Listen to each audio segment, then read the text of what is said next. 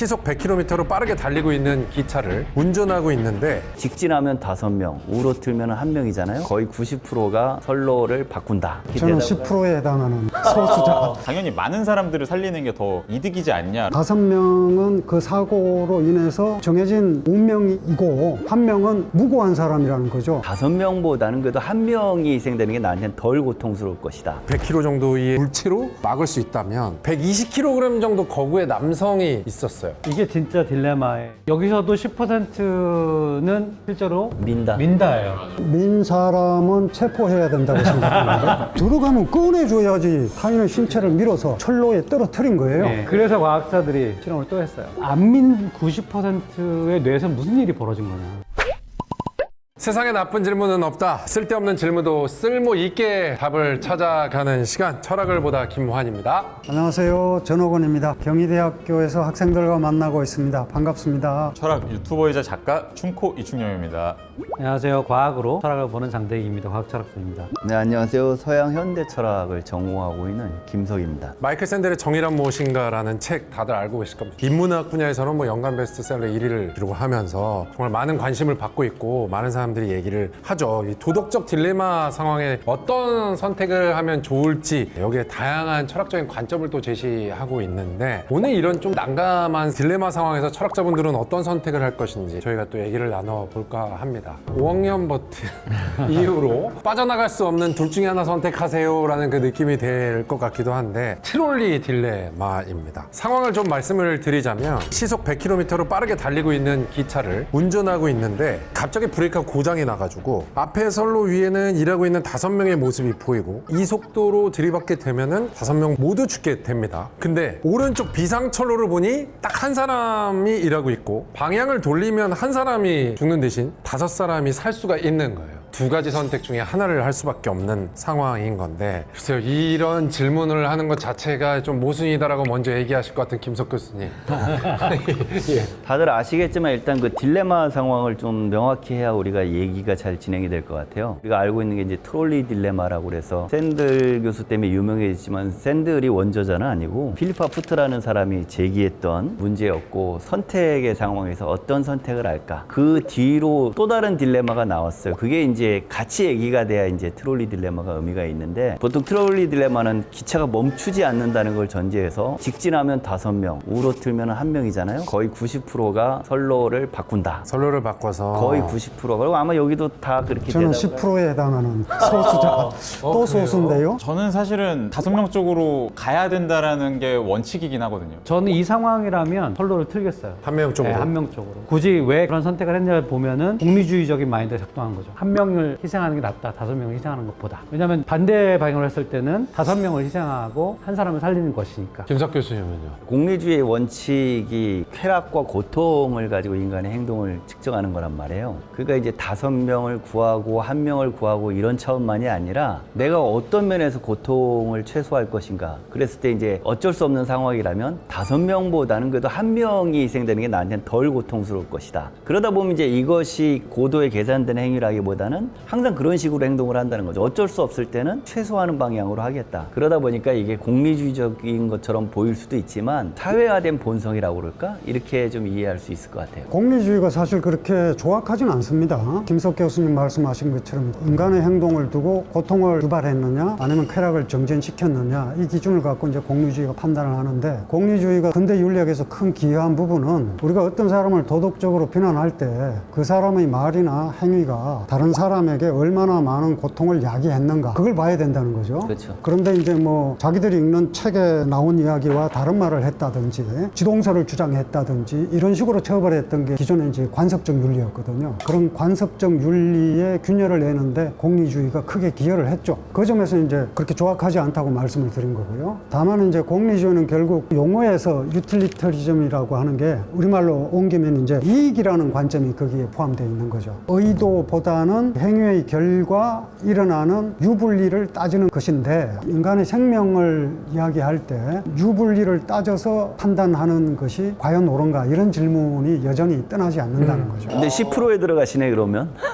그게 10%에 들어간다는 게 맞습니까? 근데 제가 알기로도 통계 한 90% 정도는 트는 거를 선택하는 걸로 알고 있어요. 네. 그렇게 선택하신 이유가 있습니까? 저는 이유는 명확합니다. 예를 들어서 폭주기관차가 100km로 달리고 있다. 브레이크가 고장났다. 고장났다. 그대로 달리면 5명이 죽는다. 그래서 본능적으로 선로를 바꿨다. 이러면 인정할 수 있어요. 그런데 계산을 한 상태에서 이쪽엔 한 명이 있구나. 그러면 5명을 살리고 1명을 희생시키자. 이런 판단이 있다면 개입해서는 안 된다는 거예요. 이 사람의 운명에 대해서 내가 개입할 수 없다라고 생각을 할 수 있는 충분히 순간적으로 틀 것 같아요. 그리고 트는 게 충분히 정당하다고 생각하거든요. 그래서 이 논쟁에서도 허용될 것이냐 아니냐로 봐야 되냐 아니면 뭐가 옳으냐로 봐야 될 것이냐도 되게 큰 차이예요. 트는 게 허용되냐? 라고 하면은 저는 허용된다라고 당연히 말을 할 것 같아요. 이 사람은 애초에 처음부터 이 상황이랑은 굉장히 관계가 먼 사람이고 나머지 희생자들은 너무 안타깝지만 처음부터 이미 그 주어진 상황에서 너무나 관여가 되어 있는 사람이잖아요. 어떤 일이 있을 때 인과적인 연쇄들이 타타타 벌어지는데 어떤 인간의 개입이 없었을 때 연쇄적 사슬에 의해서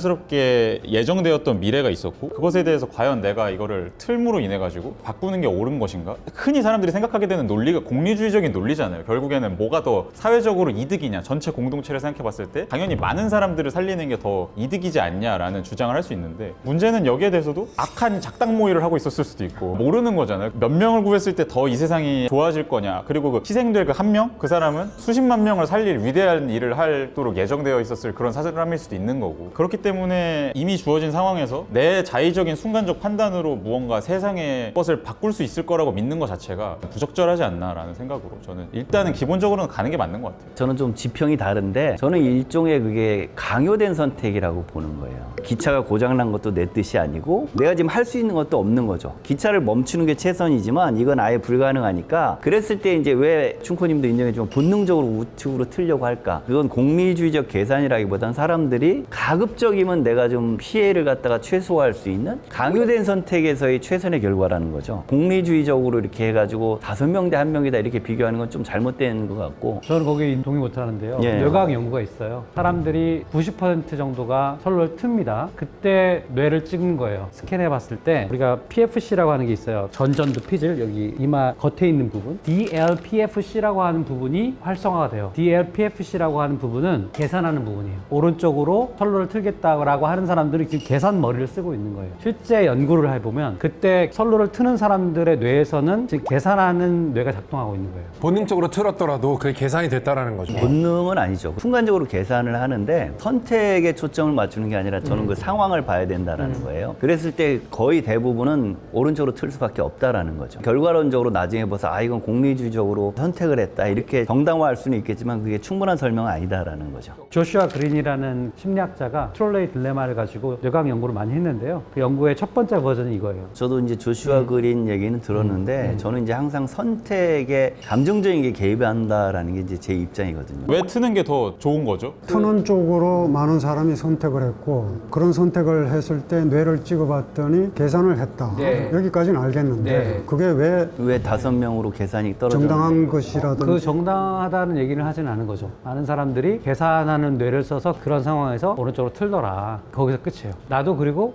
그렇게 하겠다. 결국에는 사람들이 무의식적으로 했는데 공리주의적으로 했구나. 이걸 안 거지 옳아서 한 행동은 아니라고 얘기할 수는 없는 거죠. 어렵네요. 계산을 하지 않은 상태에서 10명이 있다 하더라도 틀지 않는다가 아니라 예를 들어 앞에 있는 5명의 희생을 막기 위해서 다른 조치를 취했는데 결과가 불행하다 하더라도 거기까지는 인정할 수 있다는 거예요. 그런데 저쪽에 1명이니까 저 1명을 희생시키는 것이 차라리 낫다는 계산을 통해서 선로를 바꿨다면 잘못된 개입이다. 이렇게 생각합니다. 거죠. 개입해서는 안 된다. 안 된다. 계산이 들어갔으니까 개입이다. 개입을 하면 안 된다. 그거의 근거는 그러면 뭘까요? 1명과 5명을 저울질하는 것 자체가 옳지 않다. 왜냐하면 사고라는 것이 이미 일어난 상황인데 5명은 그 사고로 인해서 정해진 운명이고 1명은 무고한 사람이라는 거죠. 애초에 그 사고와 상관이 없는 사람인데 희생시켜서 관련된 사람을 구한다는 것은 옳지 않다는 거죠. 전혀 상관없는 사람이에요. 그 한 사람. 아마. 그러니까 여기서 옳지 않은 거하고 당위가 좀 어긋나는 것 같아요. 왜 거의 90%면 100% 가까운 수치거든요. 그 수치가 오른쪽으로 틀었을까?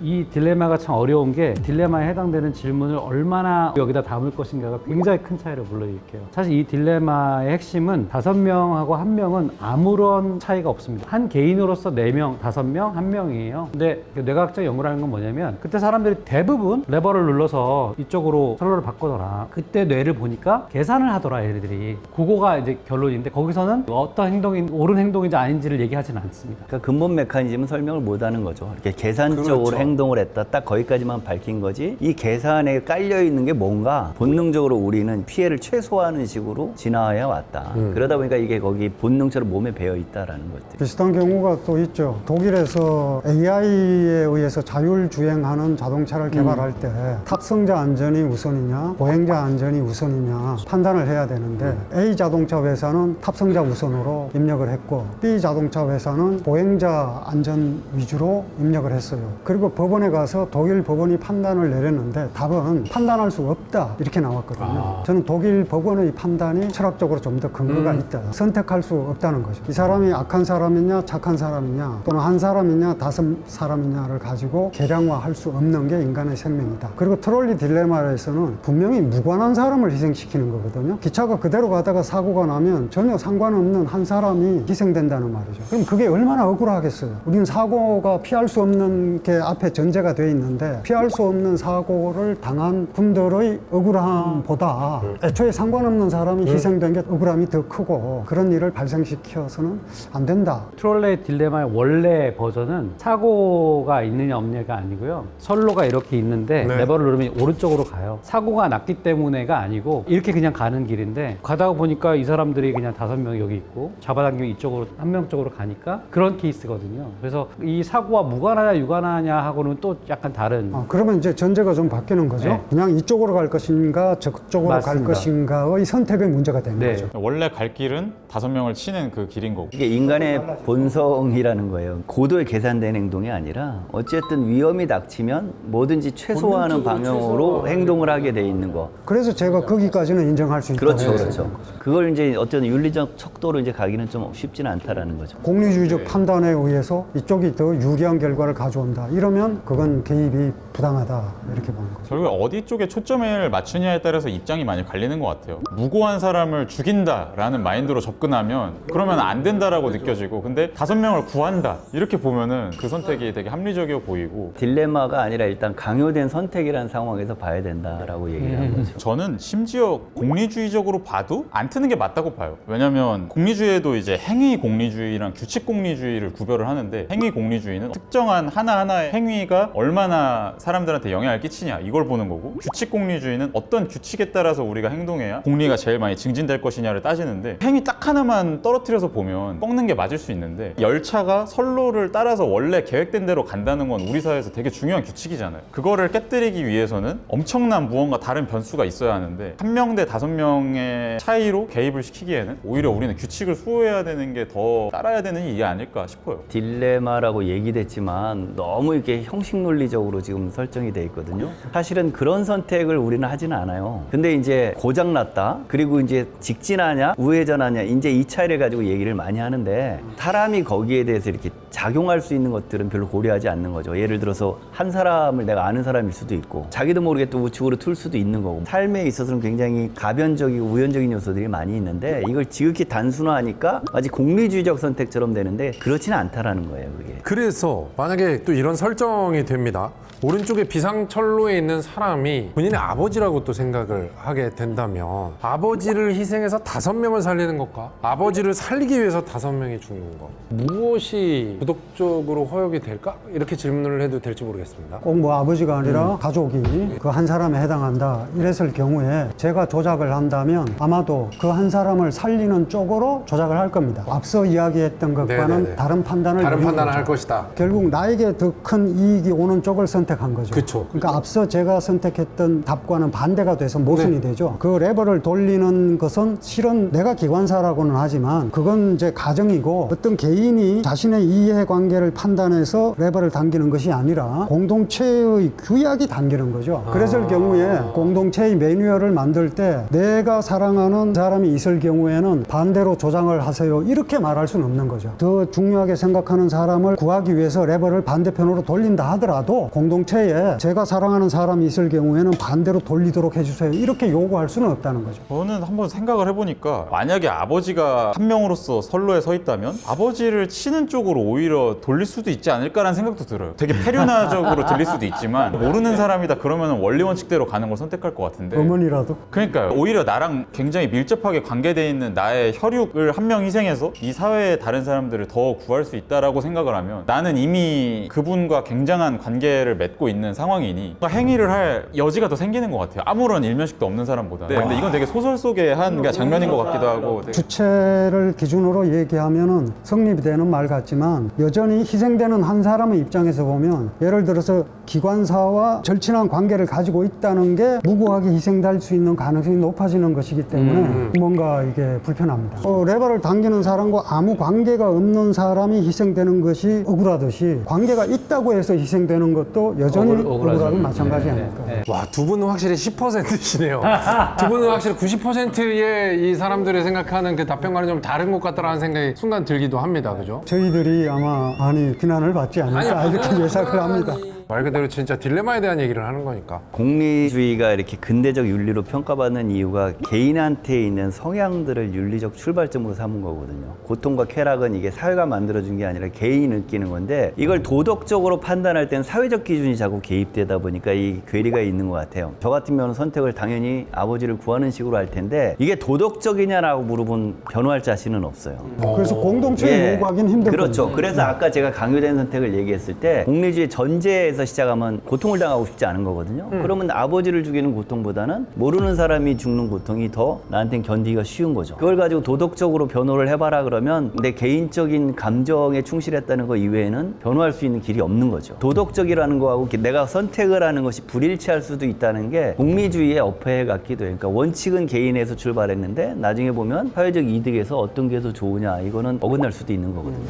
되게 리얼리스틱하게 온 것 같아요, 이 딜레마가. 네. 실제 영화 같은 데 보거나 아니면 우리도 일상에서 가족에게는 엄청난 손해를 주는데 전체에게는 이득이 되는 그런 것들도 많이 있으니까요. 공리주의적인 생각하고 도덕적인 주의적인 생각하고 혈연주의가 서로 충돌하는 경우겠죠. 근데 우리 인간은 누구나 혈연을 더 우선시 네. 하는 거고 그게 도덕적으로 옳다라고 할 수는 없지만 동물로서 인간으로서 본능을 갖고 있는 것이고 그렇다면은 도덕적인 판단을 어떻게 하는 게 여기서는 옳은 것인가라고 할 때는 그냥 정말 부모님을 살리는 쪽으로 가겠지만 도덕적으로 비난받겠죠. 가정을 해서 그 춘코님 얘기대로 할 수 있으려면 두 가지 전제가 성립돼야 되는데 하나는 가족이나 나를 희생시킬 수 있다는 자체가 굉장히 윤리적 결단이거든요. 그게 몸에 밴 사람이에요. 그러니까 내가 충분히 그 짧은 시간에도 생각을 해서 차라리 가족이라도 한 사람을 희생시키겠다. 근데 이거는 사실은 쉽지 않은 그런 거거든요. 그 다음에 또 하나가 이제 그 상황에 대해서 내가 책임을 진다라는 걸 전제로 하는 건데 이것도 어폐가 있는 거죠. 왜냐면은 기관차가 고장난 것도 내 책임이 아니고 지금 선로를 내가 고르는 게 아니라 어떻게 보면 둘 중에 하나를 갖다가 선택하는 문제니까 결과적으로는 선로의 레버를 바꾸냐 안 바꾸냐인 것 같지만 나는 다른 선택이 없어요. 그러다 보니까 그런 행동을 윤리적으로 정당화하기도 굉장히 힘든 거죠. 윤리적으로 정당할 수 있는 질문은 절대 아닌 것 같습니다. 사실 이 불가능하다는 질문들이 얘기예요. 그렇죠. 영화의 플롯이 생각이 나요. 가족을 희생시키면서 많은 사람을 살려서 살린다. 영웅이 됐는데 끊임없는 괴로움, 슬픔 이것 때문에 영화가 쫙 전개되는 플롯이 생각이 납니다. 그런 영화도 많죠. 그렇다면 다음 상황이 또 있는데 내가 기관사가 아닙니다. 근데 육교 위에서 달려오는 이 열차를 보고 있는 구경꾼이에요. 막 달려오는 기차를 100km 정도의 물체로 막을 수 있다면 바로 옆에 아이러니하게도 120kg 정도 거구의 남성이 있었어요. 그러면 이 남성을 밀어서 이 열차를 세우느냐 그래서 6명을 살려야 하느냐에 대한 얘기도 또 해보면 어떨까 싶습니다. 이게 진짜 딜레마에 여기까지 와야지 이게 되게 재밌는 재밌는 얘기가 되는 그쵸, 거예요. 맞아요. 아마 여기서 선택이 또 갈라질 거예요. 또. 안 밀리지 않을까요? 아, 120kg면 안 밉니까? 미실 분 계십니까? 여기서도 10%는 실제로 민다. 민다예요. 그래요? 민 사람은 체포해야 된다고 생각합니다. 왜냐하면 이게 윤리적 문제가 아니라 범죄죠. 적극적으로 타인의 신체를 밀어서 철로에 떨어뜨린 거예요. 네. 그 행위를 어떤 명분으로도 변명할 수 없죠. 그럼 교수님은 안 미실 겁니까? 들어가면 꺼내줘야지. 본인이 실수로 떨어지려고 해도 꺼내줘야지. 그게 정언명령이죠. 민다뇨. 이건 체포감입니다. 엄청 다양한 견해가 있더라고요. 선로 트는 거는 왜 되고 이거는 왜 안 돼? 네. 이거에 대해서 알고리즘처럼 어떤 경우에는 되고 어떤 경우는 안 될까 봐 이거를 되게 설명을 아까 하려고 김석 하는데 교수님 말씀하시는 그 상황, 그 강제된 상황이기 때문에 선택의 여지가 있지만 이건 강제된 상황이 아니잖아요. 내가 뛰어든다면 몰라도. 하면 안 된다라는 거는 저는 분명한데 왜 안 될까? 여기에 대해서는 잘은 모르겠는데 다만 현대 철학자들이 막 이거에 대해서 워낙 이야기를 많이 하니까 분석하는 견해들을 보면은 예를 들면 선로를 그냥 트는 거는 그 사람이 여기 없어도 할 수 있는 일이다. 내가 선로를 트는 게 내 행위라고 봤을 때 그건 이 사람이랑 무관하게 그냥 할 수 있는 거다. 근데 뚱뚱한 사람을 미는 거는 그 사람이 있어야만 할 수 있는 행위다. 훨씬 더 그 사람한테 직접적으로 가하는 행위다라는 점에서 이건 안 된다. 이렇게 말하는 경우도 있고 그 다음에 선로를 그냥 트는 거는 원인과 결과의 이 연쇄 사슬로 봤을 때 선로를 틀고 그럼으로 인해서 한 사람이 죽고 5명이 산다라는 일이 동시에 딱 1차적인 결과로 딱 일어나는데 사람을 미는 거는 밀고 그 사람이 먼저 차에 치여서 죽어요. 그 다음에 그 결과로 5명이 살아요. 인과적인 그 연쇄로 봤을 때 되게 복잡해진다는 거죠, 상황이. 그랬을 때 이 사람은 사람을 민 거를 먼저 한 거지 구한 거는 또 나중 일이 되기 때문에 훨씬 더 그 가치가 계산해서 떨어질 수밖에 없다라는 식으로 주장하는 경우도 있고 되게 다양하더라고요. 근데 춘꼬님의 생각은 일단 밀지는 않는다는 밀진 거예요. 저는 안 밀죠. 저는 선로도 안 트는데 이걸 밀겠습니까 어떻게? 그래서 과학자들이 실험을 또 했어요. 조슈아 그린의 똑같은 연구인데 그러면 안 민 90%의 뇌에서 무슨 일이 벌어진 거냐? 왜 안 밀었을까? 그때는 계산하는 뇌가 작동하는 게 아니고 감정의 뇌가 작동해요. PFC인데 VMPFC라고 해서 감정이 일어나는 부분의 뇌가 작동합니다. 사람을 미는 행위 굉장히 정서가 일어나는 행위예요. 계산이 작동하는 게 아니고 계산을 돌리면 밀어도 되죠. 미는 사람들은 계산을 할 거 아니에요. 근데 실제로 90%에 해당되는 사람 밀지 않았잖아요. 밀지 않았던 사람들의 뇌는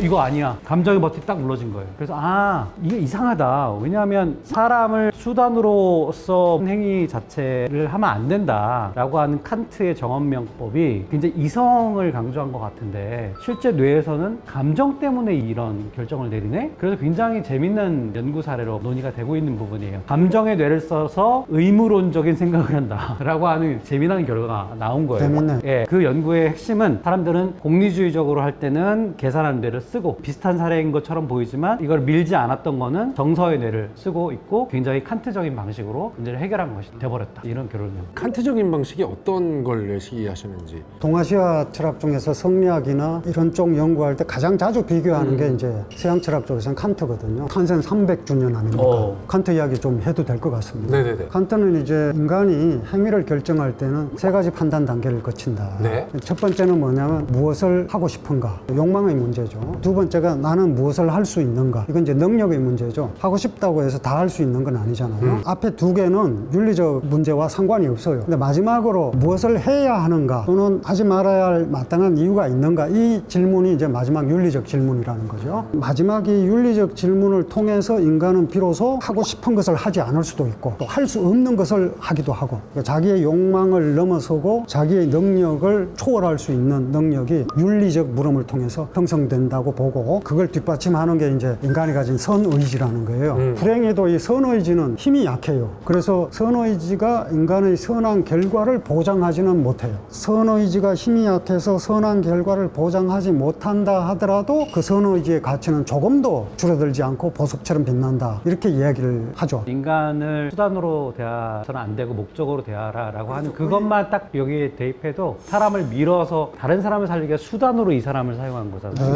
네. 그래서 칸트에서는 이건 안 되는 거죠. 정언명법 자체가 내 의지의 준칙이 언제나 동시에 보편타당한 자연법칙이 맞아요. 될 수 있게 네, 행위하라는데 그걸 인간에 적용하면 인간을 수단으로만 대하지 말고 언제나 동시에 목적으로도 대하라. 그 사람이 목적이라는 걸 잊어서는 안 된다는 맞습니다. 거죠. 맞습니다. 그게 완전히 완전히 위배되는 거죠. 위배되는 판단하는 게 이제 이성이고. 마찬가지로 그러면 밀지 않는다는 저는 밀지 않아요. 밀지 않는다는 입장인 겁니까? 전부 다 4명 다? 저도 그렇죠. 근데 이제 이유가 다른 거죠. 고통을 최소화하는 방식으로 이렇게 버튼을 튼다라고 그랬잖아요. 근데 이제 거기서 따라서 또 경우가 달라지잖아요. 내가 아는 사람이 있다. 그럼 그쪽으로 안 튄다라는 거죠. 똑같이. 네. 마찬가지로 여기서도 사람을 이렇게 떨어뜨리는 게 보면은 버튼을 트는 거하고 결과론적으로는 똑같은 것 같지만 완전히 다른 심리적 결과를 초래하거든요. 누군가를 이렇게 민다라는 것 자체가 보통의 사람한테는 상상이 힘든 행동이에요. 그러니까 이제 이랬을 때 그거를 넘어서려면은 지극히 계산적으로 사고를 하거나 아니면 타인의 고통에 대해서 전혀 느끼지 않는 사람이면 몰라도 보통의 사람들이 90% 가까이가 안 밀겠다고 하는 거는 그것이 나한테 가져올 그 고통을 인지하고 있었기 때문에 그리고 그게 이제 장 교수님 말씀하신 대로 본능이 작동한 것일 수도 있는데 전자의 경우도 사실은 비슷하다라는 거예요. 그러니까 마지막 결론에 저도 동의를 하는 게 제가 이제 가장 빠른 선택을 한다고 하는데 그게 이제 계산적으로 보일 수도 있는데 인간한테는 그게 체화가 된 본성처럼 이렇게 지켜져 오고 있다는 거죠.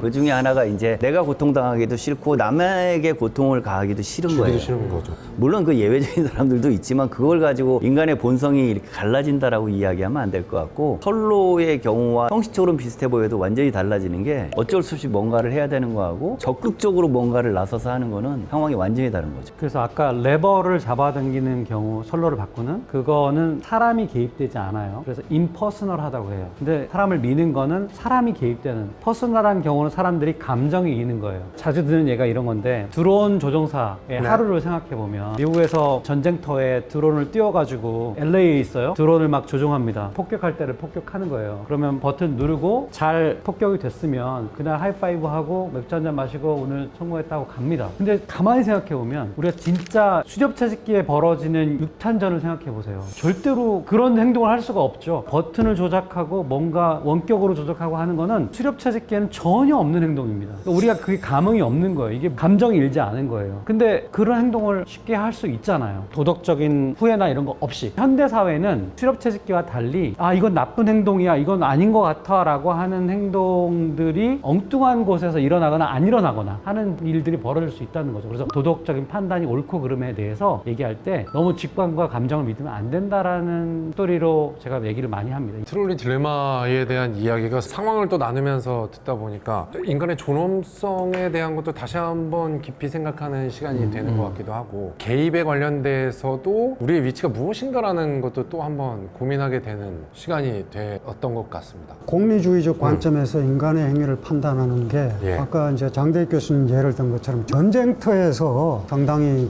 많이 받아들여진다고 이해를 했습니다. 예를 들어서 전쟁터에 부상병이 있는데 제한된 의료 환경 속에서 누구를 먼저 치료할 것인가 이랬을 때 생명이 위독한 병사를 먼저 치료할 것인가 비교적 경미한 부상을 입은 병사를 먼저 치료할 것인가 했을 때 전투에 이기기 위해서는 경미한 부상자를 먼저 치료해서 전쟁터로 보내야 돼요. 네. 그래야 이길 수 있거든요. 그렇겠죠. 이런 관점의 윤리관은 인간을 위에서 아래로 내려다보는 위험이 있다는 겁니다. 이를테면 바둑에서 우리가 사석작전도 쓰고 이러잖아요. 근데 만약에 바둑돌이 인간이라고 생각한다면 그걸 그렇게 쉽게 버리고 이기는 수단으로 삼을 수가 없을 텐데 전쟁이라는 상황이 되면 마치 인간을 그런 바둑돌처럼 활용하게 될 수 있다는 거죠. 그래서 이제 공리주의 자체는 역사적으로 큰 기여를 했지만 현대 사회는 너무 지나치게 공리주의적 관념이 편중되어 있지 않나 우려를 하고 있습니다. 반성이 필요하다는 거죠. 그 비슷한 얘기가 아이로봇이라고 하는 영화의 첫 장면에 나와요. 차가 물에 빠졌어요. 어린아이가 있고 주인공이 있었는데 로봇이 와서 자기를 구합니다.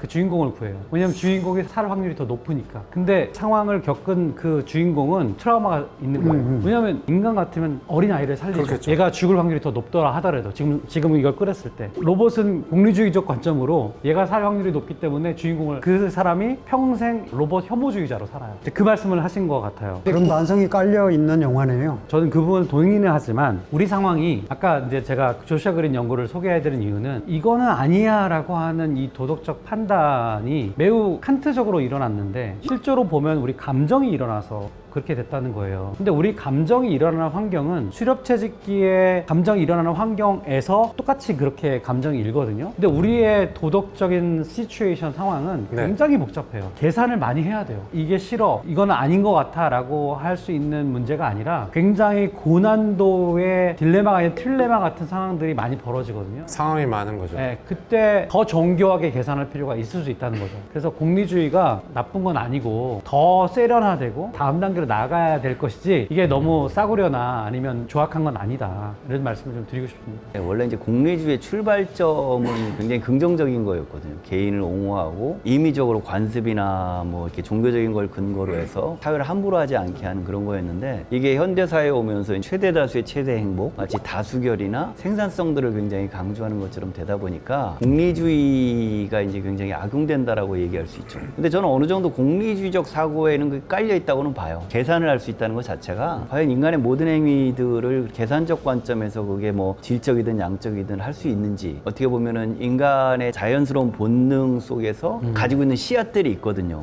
공감이니 연민이니 이런 게 꼭 배우지 않더라도 우리는 자연스럽게 가지고 있는데 규칙화하고 뭔가 근거를 주려고 하는 순간 악용될 여지는 얼마든지 있는 거죠.